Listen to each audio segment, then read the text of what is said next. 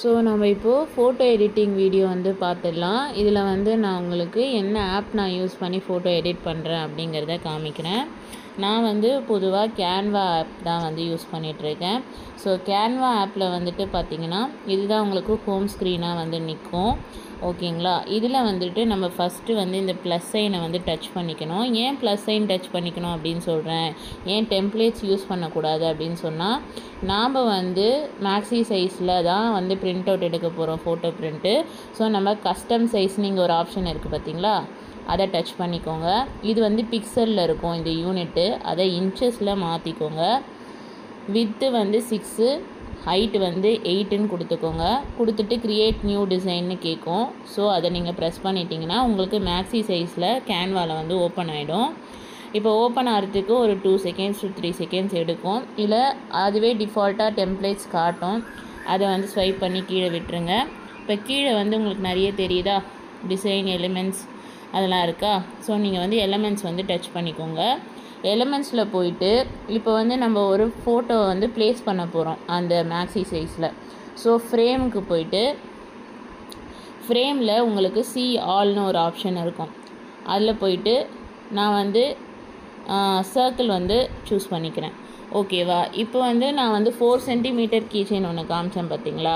நீங்கள் எந்த mould use பண்ணுறீங்களோ அந்த மோல்டோட சைஸ் என்னங்கிறத தெரிஞ்சுக்கிட்டு அந்த சைஸை விட 1 சென்டிமீட்டர் கம்மியாக தான் நீங்கள் வந்து ஃபோட்டோவை வந்து எடிட் பண்ணணும். ஸோ இதை எப்படி எடிட் பண்ணுறதுன்னு பார்ப்போம். கீழே வந்து உங்களுக்கு நிறைய ஆப்ஷன்ஸ் இருக்கா, அதில் பொசிஷனுக்கு போய்க்கோங்க.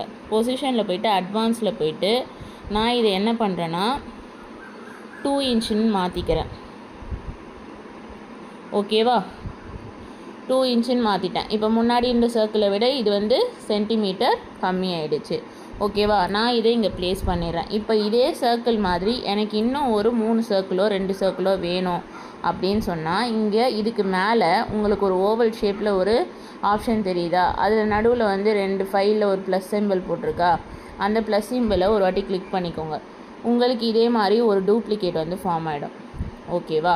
ஸோ இப்போ இதில் வந்து நான் எப்படி ரீப்ளேஸ் பண்ணுறது, ஃபோட்டோவை எப்படி ரீப்ளேஸ் பண்ணுறது அப்படின்னு சொல்கிறேன். இப்போ நான் இந்த ஃபஸ்ட்டை டச் பண்ணேன்னா உங்களுக்கு இந்த பக்கம் பார்த்தீங்கன்னா இதை ஜூம் பண்ணுறதுக்கு, அதாவது வந்து இதை வந்து பெருசு பண்ணுறதுக்கும் சின்னது பண்ணுறதுக்கும் தான் இந்த பாயிண்ட்ஸை கொடுத்துருக்காங்க. அதே மாதிரி அதோட வித் வைஸ் இன்க்ரீஸ் பண்ணுறதுக்கு இந்த ஆப்ஷனை கொடுத்துருக்காங்க.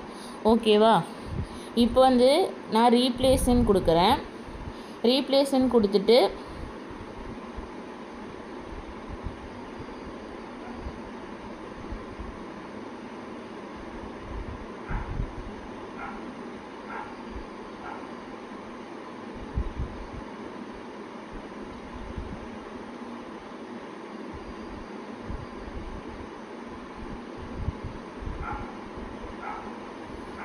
உங்களுக்கு என்ன ஃபோட்டோ வேணுமோ, இப்போ உங்கள் கஸ்டமர் வந்து ஒரு ஃபோட்டோ கொடுத்துருப்பாங்க, வாங்குகிற ஃபோட்டோவை நீங்கள் வந்து ஹெச்டி ஃபோட்டோவாக வாங்கிக்கோங்க வாட்ஸ்அப்பில்.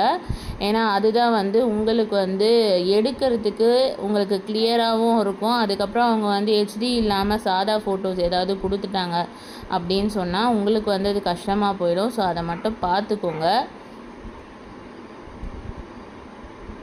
ஸோ இப்போ வந்து நான் என்ன பண்ணுறேன்னா இந்த ஆல்ஃபபெட்ஸை எடுக்க போகிறேன். ஸோ இந்த ஆல்ஃபபெட்டில் ஒரு கேங்கிற அந்த லோகோவை வந்து எடுத்துட்டேன். இப்போ பார்த்தீங்கன்னா இந்த கேங்கிறத நான் வச்சுட்டேன், ஆனால் அது சுற்றி சர்க்கிளில் இருக்கா இல்லை ஏதாவது பார்டர் இருக்கான்னு நமக்கு தெரியல இல்லையா. இதை நம்ம கட் பண்ணும்போது நமக்கு ரொம்ப சிரமமாக இருக்கும். ஸோ இதுக்கு எப்படி பார்டர் போகிறது அப்படிங்கிறத பார்க்கலாம்.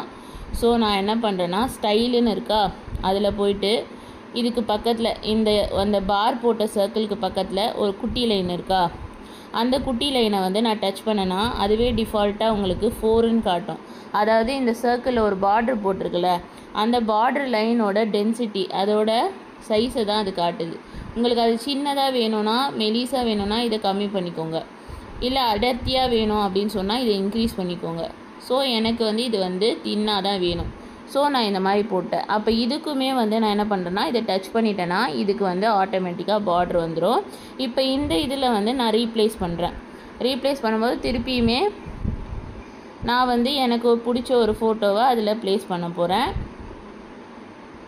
ஸோ உங்களுக்கு நீங்கள் கஸ்டமரோட ஃபோட்டோ ஏதோ ஒன்று உங்களுக்கு கொடுக்குறாங்க அப்படின்னு சொன்னால் அந்த ஃபோட்டோவை நீங்கள் ப்ளேஸ் பண்ணிக்கோங்க. ஓகேவா. ஸோ இப்போ இது என் பையனோட ஃபோட்டோ. ஸோ நான் இதை வந்து இதில் ப்ளேஸ் பண்ணிட்டேன். இப்போ வந்து இதை நம்ம எப்படி க்ராப் பண்ணுறது அப்படிங்கிறத பார்ப்போம். க்ராப்னா என்னென்னா, நீங்கள் வந்து இதை பெருசு பண்ணுறது சின்னது பண்ணுறது பண்ணணும் அப்படின்னு சொன்னால் நீங்கள் க்ராப்புங்கிற ஆப்ஷனில் போயிட்டு ஸ்மார்ட் க்ராப்புன்னு கொடுத்தீங்கன்னா இதை இப்படி ட்ராக் பண்ணிக்கலாம்.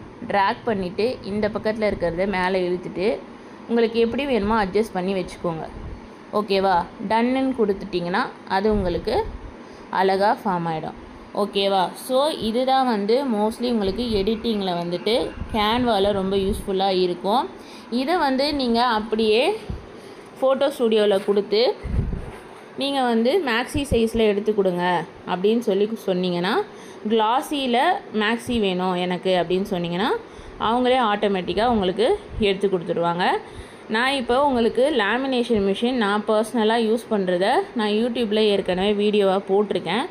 அந்த வீடியோ லிங்க்கை நான் உங்களுக்கு ஷேர் பண்ணுறேன். அதை நீங்கள் பார்த்துக்கோங்க. அது என்ன லேமினேட்டர், என்ன மாடலு, அது எவ்வளோ ரேட்டுங்கிறத நான் உங்களுக்கு கிளாஸில் நாளைக்கு சொல்கிறேன்.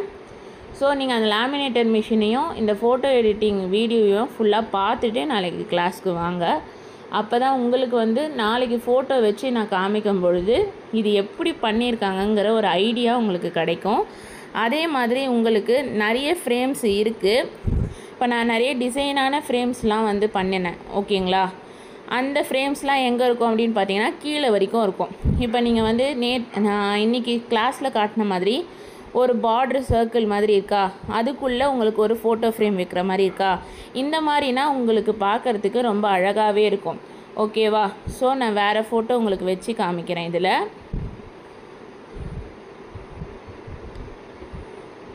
ஸோ இதில் வந்துட்டு இப்போ நம்மளோட சிம்பிளை வச்சு பார்ப்போம்.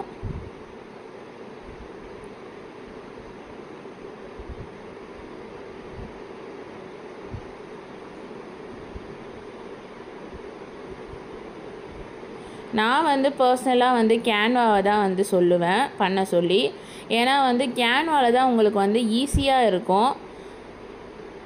இப்போ பார்த்தீங்கன்னா நம்மளோட லோகோ இது. நம்ம லோகோவை இப்படி வச்சுட்டோம். பார்த்தா எனக்கு இங்கே சைடில் வந்துட்டு அந்த வேர்டிங்ஸ்லாம் கட் ஆகுது. ஸோ நான் என்ன பண்ண போகிறேன்னா வெறும் இந்த லோகோ மட்டும் தெரிகிற மாதிரி இதை க்ராப் பண்ண போகிறேன். ஸோ திருப்பியும் க்ராப்புக்கு போயிடுங்க. க்ராப்பில் போயிட்டு ஸ்மார்ட் க்ராப்புன்னு கொடுங்க. கொடுத்தீங்கன்னா உங்களுக்கே ஒரு டிஃப்ரென்ஸ் தெரியும். சின்னதாக இருந்தது கொஞ்சம் பெருசாக மாறி இருக்கும்.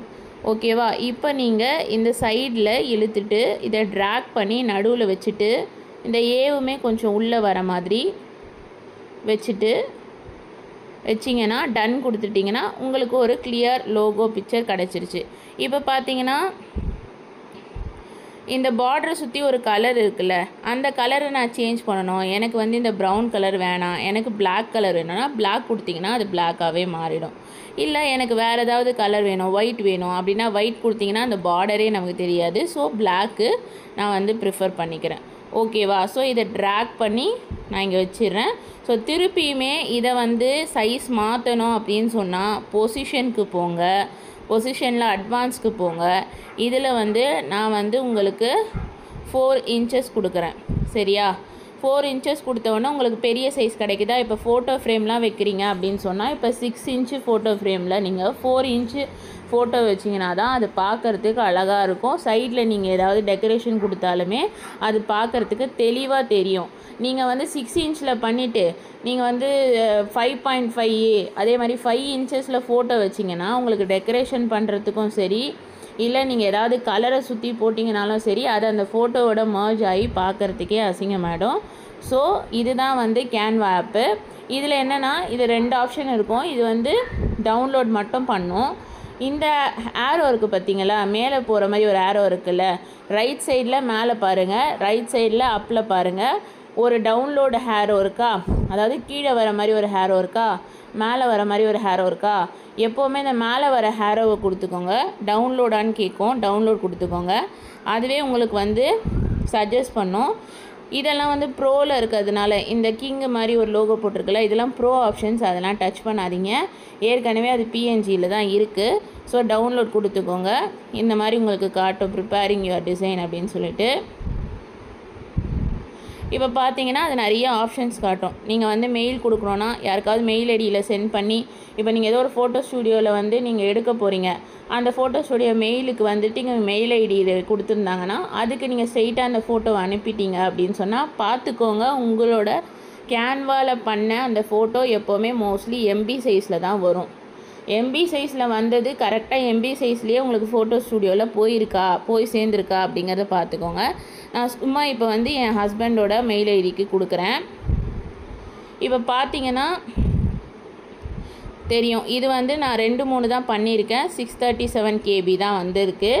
நீங்கள் இதே ஒரு 4-5 ஃபோட்டோ சேர்ந்த மாதிரி பண்ணீங்க அப்படின்னு சொன்னால், கண்டிப்பாக வந்து ஒரு 10 ஃபோட்டோ கிட்ட பண்ணீங்க அப்படின்னு சொன்னால் அது உங்களுக்கு பார்த்தீங்கன்னா எம்பியில் தான் வரும். ஓகேங்களா? இப்போ நான் வந்து அதை சென்ட் பண்ணிட்டேன். இது வந்து கேலரியிலையுமே உங்களுக்கு சேவ் ஆகிடும். ஓகேவா? இதுக்கப்புறமா நீங்கள் யாருக்காவது ஷேர் பண்ணணுன்னா ஷேர் டிசைன்னு கொடுத்தீங்கன்னா அது ஷேர் ஆகிடும். ஓகேவா? இப்போ வந்து நான் யூஸ் பண்ணிகிட்ருக்கிறது வந்து கேன்வா மட்டும்தான். ஸோ கேன்வா மட்டும்தான் நான் யூஸ் பண்ணிகிட்ருக்கேன். இப்போ பிக்ஸார்ட்டுன்னு ஒன்று இருக்குது. ஸோ பிக்ஸார்ட்டில் வந்துட்டு என்னென்னு பார்த்தீங்கன்னா, இதில் ஒன்ஸு நீங்கள் ஃபோட்டோவை வந்து சேவ் பண்ணிட்டீங்க அப்படின்னு சொன்னால் திருப்பி வந்து சேஞ்ச் பண்ண முடியாது. அதையும் ஒரு தடவை நான் காமிச்சிடுறேன். ஏன் வந்து இதில் சேஞ்ச் பண்ண முடியாது, ஏன் கேன்வாவில் சேஞ்ச் பண்ண முடியும்ன்ட்டு நான் காட்டிடுறேன்.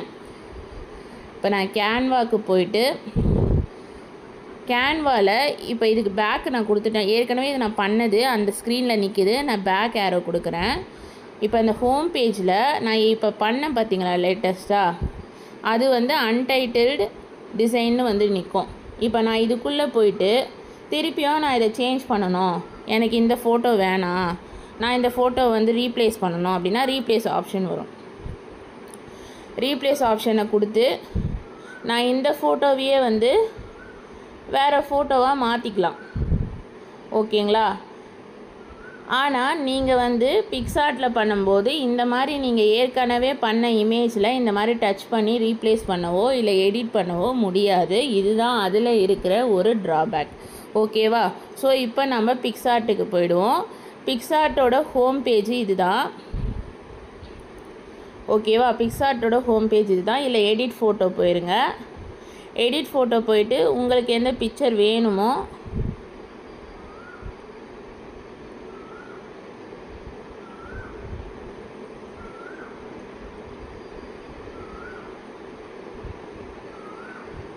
ஸோ நான் இந்த ஃபோட்டோ வந்து பிக் பண்ணிக்கிறேன். இப்போ இந்த ஃபோட்டோவில் பார்த்தீங்க அப்படின்னா உங்களுக்கு இங்கே நிறைய ஆப்ஷன்ஸ் கீழே இருக்கா. இதில் நீங்கள் ஏதாவது டெக்ஸ்ட்டு போடணும் அப்படின்னு ஆசைப்பட்றீங்க அப்படின்னு சொன்னால் போட்டுட்டு அதை ப்ளேஸ் பண்ணிக்கோங்க. இதுலேயே உங்களுக்கு கீழே கலர் கேட்கும், ஃபாண்ட்டு கேட்கும். ஃபாண்ட் வந்து நீங்கள் கொடுத்தீங்கன்னா வரும். இப்படி சர்ச் பண்ணி பார்த்தீங்கன்னா உங்களுக்கு வேணும்னா இந்த மாதிரி கொடுக்கலாம். இல்லை எனக்கு பிளாக்கே போதும், பிளாக்கில் கொடுத்துருங்க அப்படின்னு சொன்னால் இந்த மாதிரி கொடுத்துக்கலாம். நீங்கள் சின்னதாக்கணும், எனக்கு சின்னதாக்கி மேலே தூக்கி வச்சுக்கோங்க. ஓகேவா? நீங்கள் பண்ணிட்டீங்க அப்படின்னு சொன்னால் ஒரு டிக் மார்க் மட்டும் போட்டுருங்க, இங்கே சேவ் பண்ணி வச்சுக்கோங்க. அதே மாதிரி இதில் உங்களுக்கு நிறைய ஆப்ஷன்ஸ் இருக்குது, நீங்கள் வந்து இதை வந்து மாற்றிக்கலாம். ஆனால் ஒன்று மட்டும் ஞாபகம் வச்சுக்கோங்க, இதில் ஒன்ஸ் சேஞ்ச் பண்ணிட்டீங்க அப்படின்னு சொன்னால் உங்களால் திருப்பி எடிட் பண்ண முடியாது. ஓகேவா? அதே மாதிரி இதுலேயுமே வந்து பார்த்தீங்கன்னா உங்களுக்கு பார்டர் போடுறதுக்கு இருக்குது. ஓகேவா? நீங்கள் வந்து அவுட்டர் பார்டர்னால் இதுதான் அவுட்டர் பார்டரு, இன்னர் பார்டர்னால் இது இன்னர் பார்டர். இது உங்களோட ரேடியஸ், நீங்கள் வந்து அந்த சர்க்கிளாக வேணுமா ஓவலாக வேணுமா அப்படிங்கிறத நீங்கள் பண்ணிக்கலாம். ஓகேவா? ஸோ இதுதான் வந்து பிக்ஸார்ட்டு. இப்போ இங்கே மேலே ஒரு டவுன்லோட் சிம்பிள் இருக்கா, இந்த டவுன்லோட் சிம்பிளை கொடுத்தீங்க அப்படின்னு சொன்னால் இந்த இமேஜ் வந்து உங்களுக்கு டவுன்லோட் ஆகிடும்.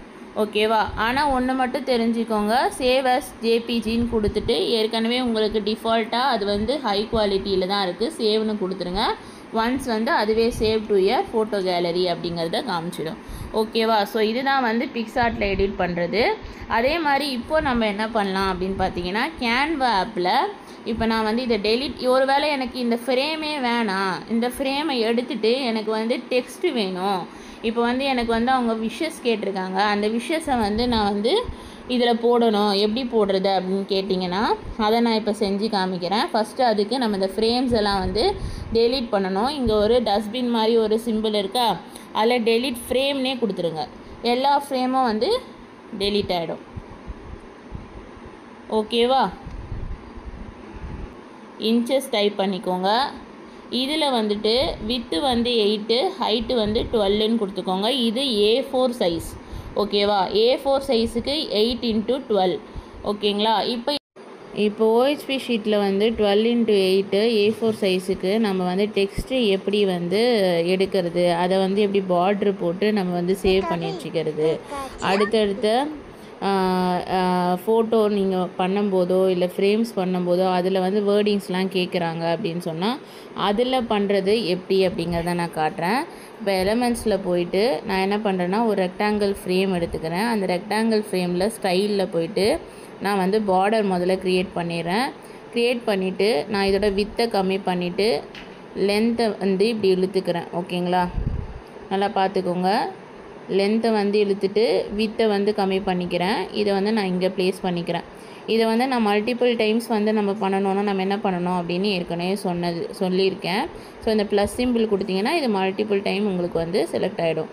நீங்கள் இதில் வந்துட்டு எப்படி வேணால் நீங்கள் வந்து இது சின்னதாகவோ பெருசாகவோ எப்படி வேணால் மாற்றிக்கலாம். உங்களுக்கு எப்படி வேணுமோ. இப்போ உங்களுக்கு இந்த மாதிரி வேணும்னா இப்படி எடுத்துக்கலாம். இல்லை இந்த மாதிரி வேணும், ஸ்கொயர் டேப்பில் வேணும், எனக்கு இந்த வேர்டிங்ஸ் வந்து இந்த மாதிரி வேணும்னா நீங்கள் இந்த மாதிரி எக்ஸ்டெண்ட் பண்ணிக்கலாம். இப்போ நான் இதில் வந்துட்டு எப்படி உங்களுக்கு டெக்ஸ்ட் பண்ணுறது அப்படிங்கிறத பார்ப்போம்.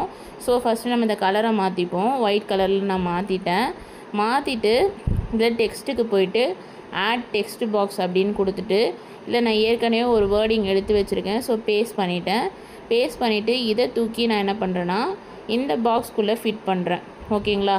இதில் ஒரு டாட் தெரியுதா, இந்த டாட்டை தூக்கி கொஞ்சம் இழுத்து இதுக்குள்ளே வச்சுக்கிறேன். ஓகேவா?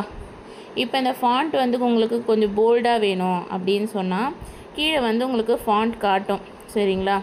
இதில் வந்து ஃபாண்ட் எப்படி இருக்குது, இது வந்து ஃபாண்ட் நீங்கள் எந்த ஃபாண்ட் வேணுமோ எனக்கு பிரைட்டாக வேணும் அப்படின்னு சொன்னால் நீங்கள் பிரைட்டாக கொடுத்துக்கலாம். ஓகேவா? மோஸ்ட்லி இந்த மாதிரி பிரைட்டாகவே கொடுங்க. அப்போ தான் நீங்கள் வந்து OHP ஷீட்டில் எடுக்கும்போது உங்களுக்கு கொஞ்சம் தெளிவாக வரும். மோஸ்ட்லி நீங்கள் இந்த சைஸ்லேயே வச்சுக்கோங்க.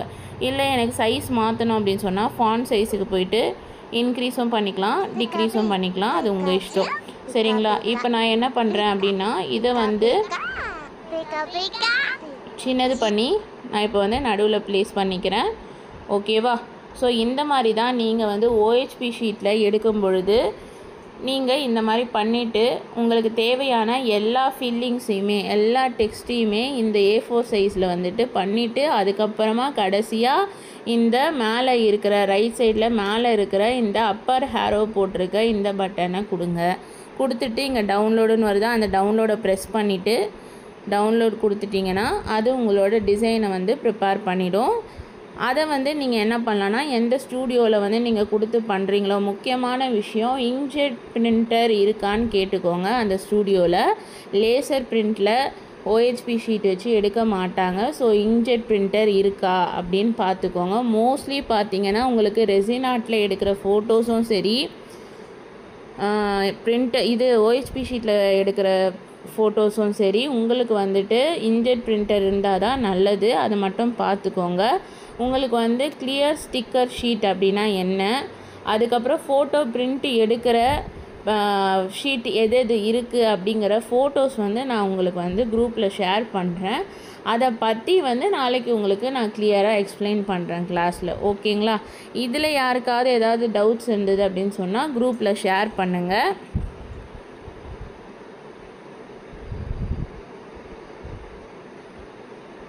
ஸோ இதில் வந்து உங்களுக்கு பார்த்தீங்கன்னா நான் கடைசியாக சொன்னது அப்படின்னு பார்த்தீங்கன்னா நான் வந்து கேன்வாவில் வந்துட்டு பண்ணியிருக்கேன். அதே மாதிரி கேன்வா ஃபோட்டோ எடிட்டிங் ஆப்பு,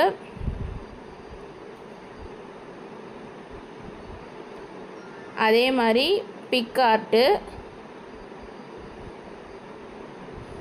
ஆப் வந்து யூஸ் பண்ணியிருக்கேன் ஃபோட்டோ எடிட்டிங்க்கு. ஓகேவா?